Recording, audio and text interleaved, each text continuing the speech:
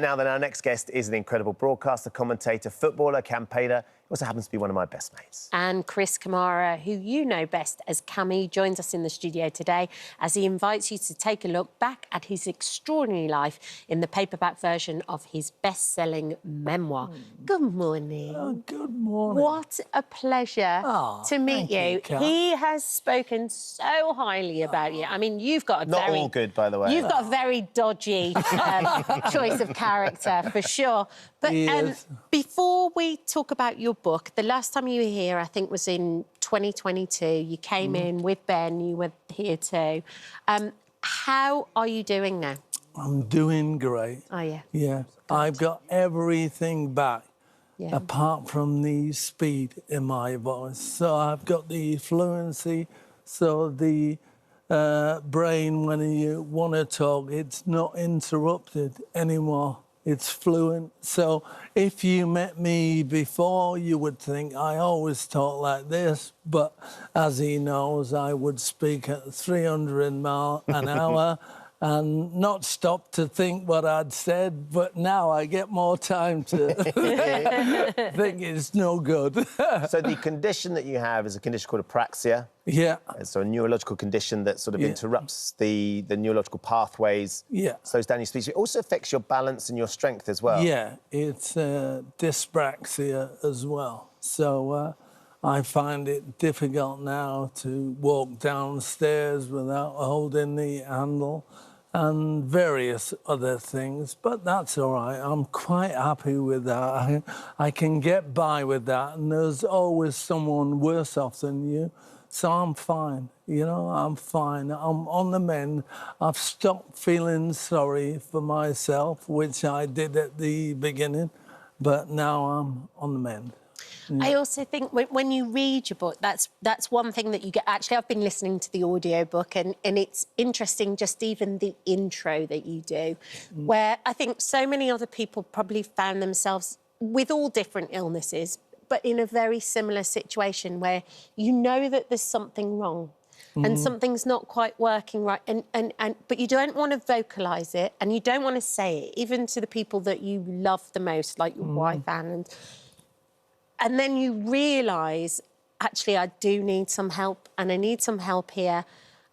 And that's when, once you take control of the situation, that's when it starts to get better. Yeah, I'm not sure about control, but the people's reaction towards it, and you feel humble.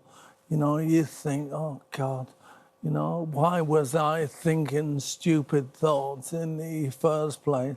I apologise to my family, and who were 100% behind us, and they knew what was going on. But inside your own head, you worry, you think you're going to be a burden, you think, you know, the worst things in the world. And once you get those out of your head, and the only way you can do that is by talking to people, and people reassure you.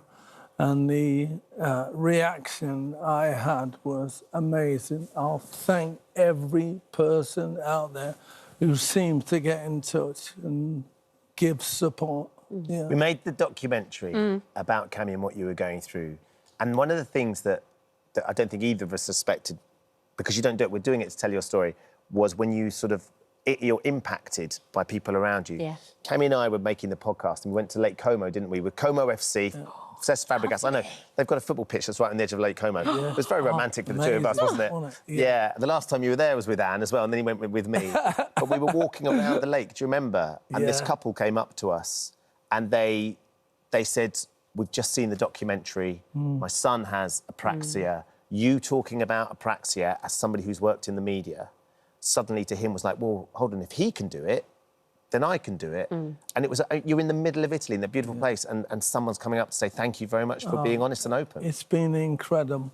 I'm working with Mikey Akers now, Mikey's Wish, and we aim to help children born with apraxia, any sort of speech conditions, adults who've had a stroke, you know, got Parkinson's, MND, or whatever. we aim to help them. We need the government support. Yes. Sure. And hopefully we'll get it and then we'll push on. Yeah. One of the interesting things about reading the book, and obviously not knowing you personally in the way that you do, but you've had such an amazing life, like so varied. It's quite like the Navy, a footballer, a football manager, two albums. Yeah. Two albums. albums. Yeah. So how did you choose the stories for the book, and what story stands out for you? What did you really enjoy writing in here? Well, my memory is so poor. So, It really is. Is it bad? Yeah, it really is. So I relied on friends and family and people I'd worked with over the years to relay the proper stories that I thought I had written down. But no, it's been great. Colin Young, John Woodhouse, who helped me write it, were amazing and did all their research. Incredibly patient as well, Kat, by the way. Absolutely. Really? The hardback was out last Christmas and today is the paperback. And it's been named Sports Autobiography of the Year, no less, up amongst some very sort of hallowed competition too. I'd like to, once again, to thank everyone out there who bought the book at Christmas and made it Autobiography of the Year. You were there. I was. You went on the stage with me and he spoke better and eloquently than I could ever dream of. It was lovely. The lovely thing was Anne was there, Cammie's wife, his long-suffering wife. And I do love... Just tell that Channing Tatum story, Cammie, because I think... because when you met Channing Tatum... This is classic Cammie, by the way. So I did Chatty Man with Alan Carr. So I go in and there's Ollie Murs, Russell Howard, two Danny Dyers, Lily Allen. Yeah, Lily Allen, and this American fella, Martin Compson and Vicky McClure. Yeah. So I go down the list and I'm last on. How's that? You know, thinking, how am I last on? So they take one by one the guests down goes in, and they go on. And then before me, there's this American bloke left in the green room. So I go to the fridge, get a beer out. Do you want one? No, thanks. So they come and take him downstairs. So I thought, is he on? Anyway, goes through the doors, gets a 5-minute standing ovation. I've got no idea who he is and what he is. So I phoned down straight away. I said, do you know Channing Tatum? She went, of course I do. Big fan. Said, typical you. If it's not on Sky Sports, you've got no idea. I don't know if Magic Mike was, if he was the audience. How you say that. You never know. So absolutely. So she says, Eve, my daughter-in-law, loves him. So if you can, get a picture with him. So I'm thinking, how am I going to do that now? Anyway, I get taken down. And I've watched him gyrating and dancing Alan away. Carr's doing it alongside him. So, yeah, so it's great. So he comes off and I said, can I have a picture? And he goes, yeah, of course I can. Anyway, I get my phone out, open it up, and Google Channing Tatum is Popped up on the... your phone. So and you saw the fact you'd been Googling him. And I went, sorry, I'm so sorry.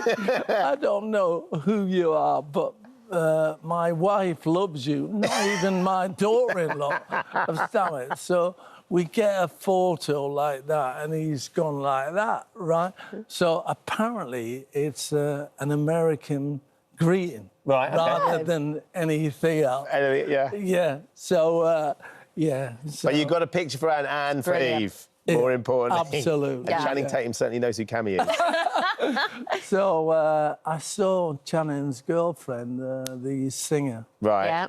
Yeah. Name her? Don't know. He was married to Jenna Dewan Tatum. No. Oh, Zoe Kravitz now, isn't it? No, not that. A singer. Come on, somebody. Well, loads of singers. Katy Perry. Yeah. No. No, anyway. that's Orlando Bloom. I've got no idea. I'm just naming singers now. No. Anyone in our ears? Yeah. They're searching it. It was Jenna Dewan and then I think Zoe Kravitz. Zoe Kravitz, not Zoe. Lenny That's what I Kravitz's said. daughter. No. I know her, but I can't remember her name. Anyway, I'm at the Champions League final. Okay. Spurs versus Liverpool. Yeah. Madrid. So Jessie J? Jessie Yes, J. Lovely Jessie, of course it's Jessie. Her dad's a Spurs fan, so we're at the cup final. in Madrid over there, and she went, "Oh, he would have hated that." Well, I know what I'm giving my dad when I take him on holiday next week. Definitely this book. It's the Sunday Times bestseller, Chris Kamara, Cammy, My Unbelievable It's Life. an extraordinary Thank story. Oh, no. Thanks for coming in, Cam. Thank no, you. Thank Great you. to see you as ever. Lovely to Sorry see you. that story took so long to tell. No, it's Keep brilliant. cheering for England. We're going to do it, aren't we? Yeah, Oh, we are. They're plotting, Fingers the two crossed. of them. It's written. it's There you go. written. Well done, mate. That's great.